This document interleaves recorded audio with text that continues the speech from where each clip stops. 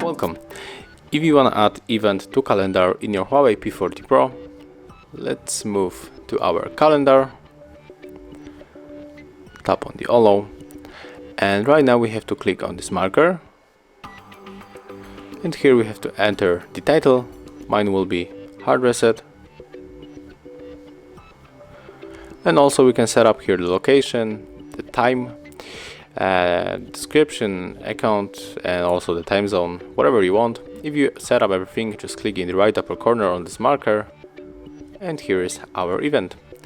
So thank you for watching. Leave thumbs ups, comments, and subscribe to our channel.